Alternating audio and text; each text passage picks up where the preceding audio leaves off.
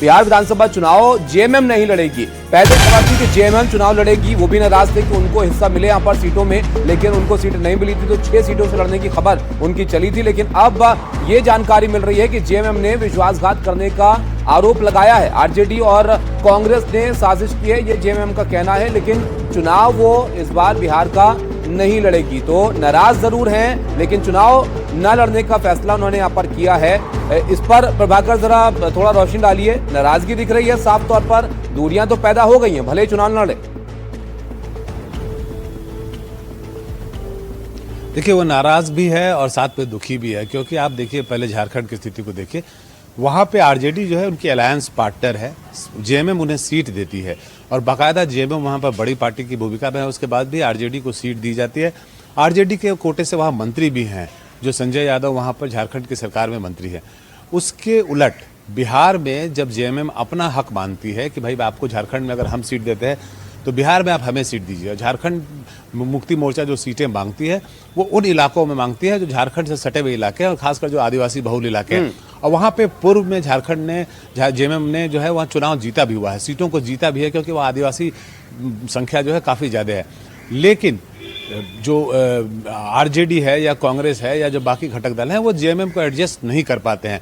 उन्होंने अपनी मांग पहले 15 सीटों से शुरू की थी, बाद में 2 सीटों पे बात आ गई थी कि आप हमें 2 सीट दे दीजिए, क्योंकि आप झारखंड मुक्ति मोर्चा के पार्ट हैं, आप हमारी सरकार के पार्ट हैं झारखंड में, इसलिए आप बिहार में भी हमें मौका दीजिए। लेकिन ये वो कर नहीं पाए और जिसका नुकसान जो है उन्हें उठाना पड़ सकता है, क्योंकि जेएमएम का जो पूरा शीर्ष नेतृत्व है वो इससे काफ़ी नाराज़ है। और बात यहाँ तक हो रही है जी, इस गठबंधन का कोई फायदा नहीं है, ये एक तरफा गठबंधन है एक तरह से, जबकि वो बिहार झारखंड में उन्हें एडजस्ट करते हैं, लेकिन बिहार में उन्हें एडजस्ट करने को बिल्कुल प्रभाकर। लेकिन जो बातें यहाँ पर जेएमएम की तरफ से की जा रही हैं बहुत गंभीर है, इसको ऐसे भी आप समझिए, क्योंकि सहयोगी है झारखंड में भी, और जेएमएम ने विश्वासघात करने तक का आरोप यहाँ पर लगा दिया है। क्या कहना था जेएमएम का, वो भी जरा देख लीजिए आप। बहुत ही अफसोस के साथ झारखंड मुक्ति मोर्चा यह कहने को बाध्य है कि झारखंड मुक्ति मोर्चा बिहार विधानसभा के चुनाव में इस बार पार्टिसिपेंट नहीं है, हम चुनाव नहीं लड़ रहे हैं। जाहिर तौर पर एक राजनीतिक दल जो पड़ोसी राज्य में चुनाव नहीं लड़ रहा है तो उसके पीछे बहुत महत्वपूर्ण कारण होंगे, बहुत सी बातें होंगी।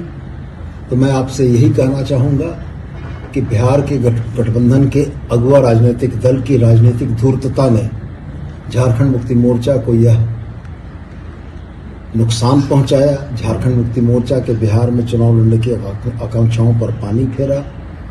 हम इस बात से बहुत आहत हैं कि राष्ट्रीय जनता दल के नेतृत्व ने गठबंधन में झारखंड मुक्ति मोर्चा की उचित भागीदारी को सुनिश्चित करने का कोई प्रयास नहीं किया। देखिए, जो असमंजस और भ्रम की स्थिति पैदा हुई और उसके लिए जो दोषी हैं, हमारे कल माननीय मंत्री ने भी विस्तार पूर्वक समझाया, बताया कि राष्ट्रीय जनता दल के द्वारा और कहीं न कहीं कांग्रेस भी को भी दोषी हम मानते हैं कि हमें वहां पर उचित स्थान नहीं मिला। हमारी इच्छा नहीं थी कि हम गठबंधन तोड़ें।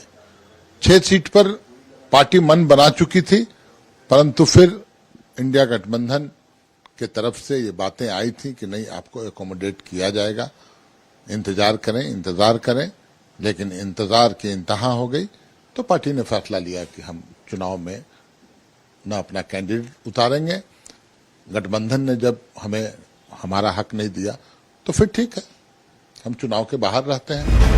तो आपने देखा जेएमएम आहत नजर आ रही है, क्योंकि उनको हिस्सेदारी नहीं मिली सीटों के बंटवारे में बिहार के चुनाव में। उधर आरजेडी की इस जो लड़ाई देखने को मिल रही है यहाँ पर महागठबंधन की पार्टियों में, इस पर जेडीयू ने क्या कहा है। जेडीयू कह रही है कि बिहार का साइड इफेक्ट झारखंड में दिखेगा और जेएमएम अब आरजेडी को गठबंधन से बाहर करे। जेडीयू ने इस फैसले पर यहाँ पर यह सवाल उठाते हुए अपनी प्रतिक्रिया दी है। बिहार का जो साइड इफेक्ट है वो झारखंड में दिखेगा, और जेएमएम के अंदर अगर जरा भी नैतिकता और आत्मसम्मान बचा हो तो राजद के खिलाफ उन्हें कार्रवाई करनी चाहिए और गठबंधन के बाहर का रास्ता वहां झारखंड में दिखाना चाहिए। बिहार में जेएमएम का अपमान हुआ है, समान परिस्थिति थी राजद की झारखंड में, उनकी कोई हैसियत नहीं थी, लेकिन उनको ज़्यादा सीटें मिली और बिहार में उन्होंने जेएमएम की चिंता तक नहीं की। अभी झारखंड सरकार के एक मंत्री का बयान भी आया है। तो निसंदेह ये बिहार का चुनाव महागठबंधन या इंडिया ब्लॉक के लिए आने वाले समय में भी कई चुनौतियों को लेकर आ रहा है। रमन, बिल्कुल देखिए, सियासी तौर पर तूल यहां पर अब जेडीयू दे रही है इस मामले को लेकर। जेएमएम कह रही है कि इंतहा हो गए इंतजार की, लेकिन आपने कोई सदारी यहां पर नहीं दी। क्या झारखंड की सियासत पर असर पड़ सकता है इस फैसले का?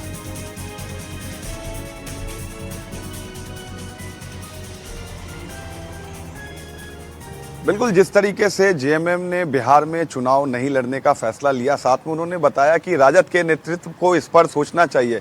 साफ तौर पर इसका असर झारखंड में भी आने वाले दिन में देखने को मिल सकता है, क्योंकि झारखंड में जेएमएम के साथ आरजेडी 6 सीटों पर चुनाव लड़के उनके विधायक आए थे और कांग्रेस के साथ उनका अलायंस है। तो कहीं ना कहीं झारखंड में एक बड़ी दिक्कत वहाँ के अलायंस में भी होगी। जिस तरीके से जेएमएम ने अपना नाम वापस ले लिया है, पार्टी ने विड्रॉ कर लिया है चुनाव लड़ने से, तो झारखंड में भी इसका असर देखने को मिल सकता है, क्योंकि झारखंड में अलायंस है तीनों पार्टी के। आरजेडी के मंत्री है, कांग्रेस के कई सारे नेता को मंत्रिमंडल में जगह दिया गया है झारखंड की सरकार में।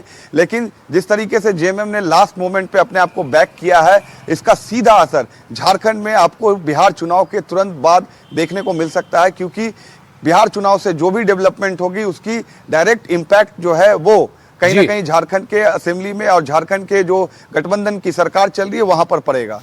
देखिए, अब देखना होगा कि कहीं ये बिहार की सियासत के फैसले कहीं झारखंड में तो नुकसान नहीं करवा देंगे महागठबंधन को। बहरहाल एनडीटीवी से बिहार बीजेपी अध्यक्ष दिलीप जायसवाल क्या बोले हैं ये भी आपको बता देते हैं। उनका कहना है कि महागठबंधन में आपस में ही तकरार है और 13 से ज्यादा सीटों पर आमने सामने है महागठबंधन के उम्मीदवार और एनडीए में सब कुछ समय पर हुआ है। उन्होंने ये भी कहा कि राहुल खुद को जननायक कहते हैं, पीएम कर्पूरी ठाकुर के घर से शुरू करेंगे प्रचार। तो जायसवाल जो है वो सीधा निशाना साध रहे हैं महागठबंधन पर कि ये लोग आपस में ही चीजों को तय नहीं कर पा रहे हैं, आपस में ही इनके जो है वो तकरार है जो कि देखने को मिल रही है।